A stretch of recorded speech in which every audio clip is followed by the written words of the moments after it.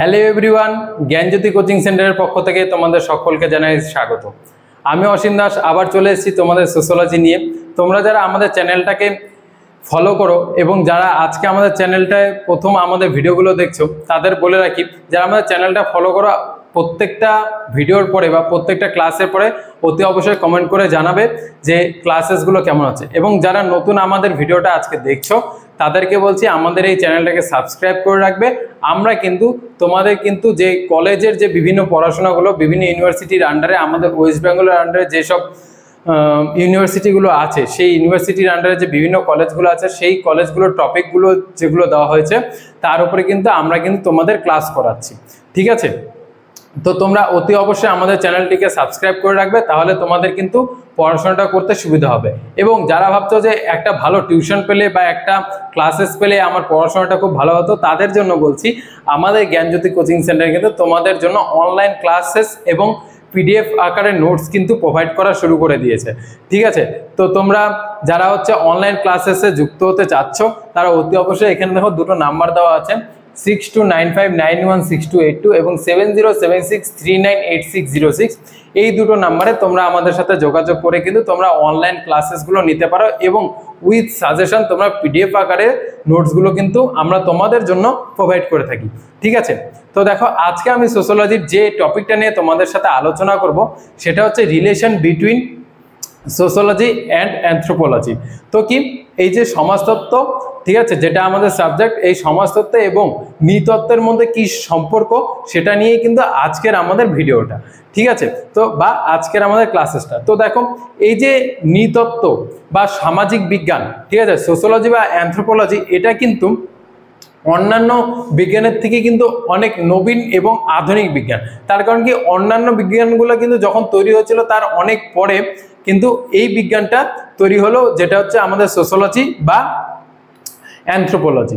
ঠিক আছে, সোশ্যোলজি এবং অ্যানথ্রোপোলজি। এবার দেখো এই যে নৃবিজ্ঞান এবং এই যে সমাজবিজ্ঞান, এদের মধ্যে কিন্তু একটা রিলেশন তৈরি হয়ে আছে। ঠিক আছে, এই রিলেশনটা কি, এই রিলেশনটা জানতে যাওয়ার আগে কিন্তু আমাদের যেটা জানতে হবে সেটা হচ্ছে অ্যানথ্রোপোলজি কথাটার অর্থ কি।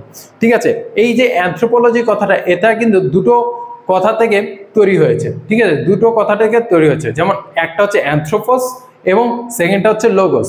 ঠিক আছে, অ্যানথ্রোপোলজি কোথা থেকে তৈরি হয়েছে, অ্যানথ্রোপোস এবং লোগোস। অ্যানথ্রোপোস কথার অর্থ কি, অ্যানথ্রোপোস কথার অর্থ মানুষ,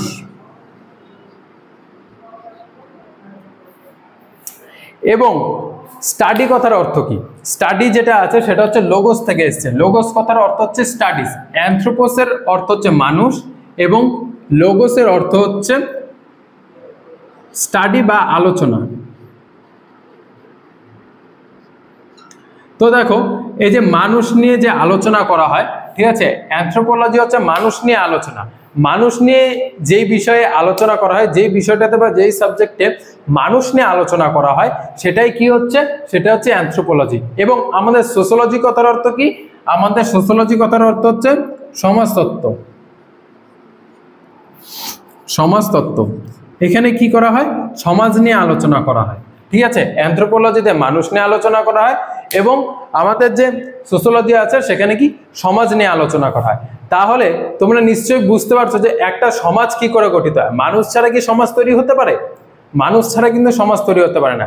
বিভিন্নভাবে বিভিন্ন মানুষ একসাথে যখন একটা গোষ্ঠীবদ্ধ একটা জীবন গড়ে তোলে বা একটা গ্রাম গড়ে তোলে, একটা গোষ্ঠী তৈরি করে তোলে, ঠিক আছে, যখন একটা গোষ্ঠী তৈরি হয়ে যায় তখন কি হয়, তখন আমাদের এই কি হয়, সমাজটা গড়ে ওঠে। তো এই যে এই মানুষ ছাড়া কি হয় না, এই সমাজ হয় না।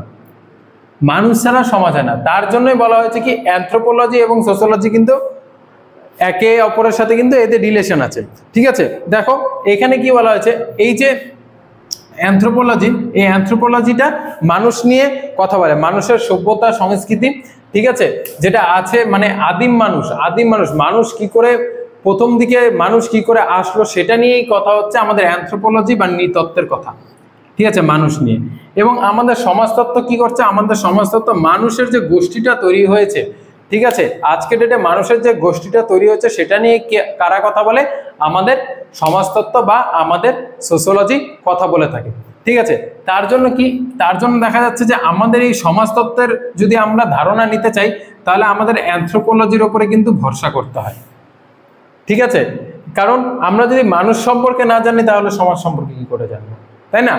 এবং আমাদের যদি আবার অ্যানথ্রোপোলজির কথা যদি জানতে হয় তাহলে কিন্তু আমাদের আবার এই সমাজতত্ত্বের উপরে কিন্তু ভিত্তি করতে হয়। মানে অ্যানথ্রোপোলজিস্ট যারা আছে, যারা অ্যানথ্রোপোলজি নিয়ে পড়াশোনা করে, তাদের কিন্তু আবার এই সমাজতত্ত্বের উপর ভিত্তি করতে হয়। তার কারণ কি, যদি গোষ্ঠীবদ্ধ জীবন সম্পর্কে জানতে হয়, গোষ্ঠীবদ্ধ জীবন সম্পর্কে যদি জানতে হয় তাহলে কি করতে হবে, আমাদের সমাজ নিয়ে জানতে হবে, সমাজটা কি জিনিস।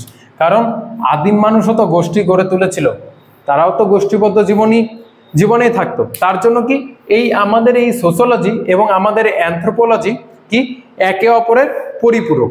ঠিক আছে, তো দেখাও এই যে আমাদের এই সোশিওলজি এবং এই অ্যানথ্রোপোলজি যখন আমাদের একে অপরের পরিপূরক, তো সেই কথা ভেবে আমাদের কিন্তু সমাজতত্ত্ববিদ, হ্যাঁ, এই আমাদের এই সোশিওলজি এবং অ্যানথ্রোপোলজিকে কি বলা হয়েছে, যমজ বোন, টুইন সিস্টার, টুইন সিস্টার। তো কি তোমরা বুঝতে পারলে যে এই সমাজতত্ত্ব কিভাবে এই অ্যানথ্রোপোলজির উপরে বা নৃতত্ত্বের উপর ভিত্তি করে চলে এবং নৃতত্ত্ব কিভাবে সমাজতত্ত্বের উপরে ভিত্তি করে চলে। তো যেহেতু এরা দুজনের পরিপূরক, তাই এদেরকে বলা হয় কি টুইন সিস্টার। ঠিক আছে, আমাদের সমাজতত্ত্ববিদ এদেরকে কি বলেছেন, টুইন সিস্টার।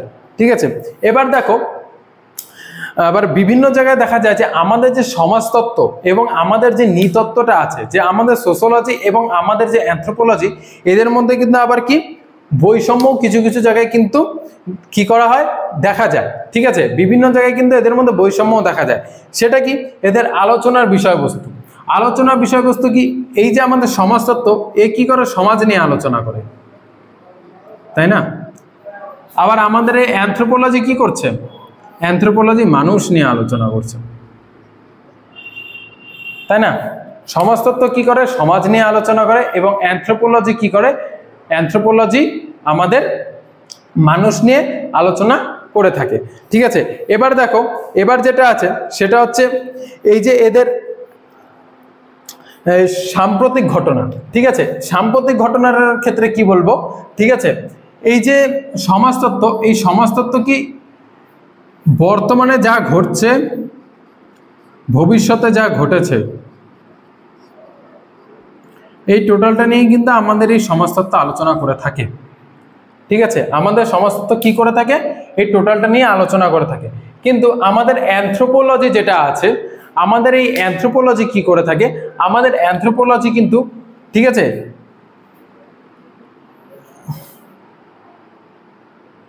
এটা ভবিষ্যৎ হবে না,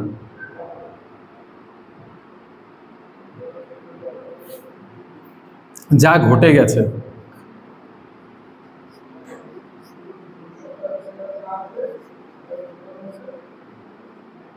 ঠিক আছে, আগে যা ঘটে গেছে এবং বর্তমানে যেটা ঘটছে সেটা নিয়ে কিন্তু আমাদের সমাজতত্ত্ব আলোচনা করে থাকে। এবং আমাদের এই অ্যানথ্রোপোলজি যেটা আছে, অ্যানথ্রোপোলজি কি করে, অ্যানথ্রোপোলজি কিন্তু যেটা আগে যা ঘটে গেছে, যেটা ইতিহাস,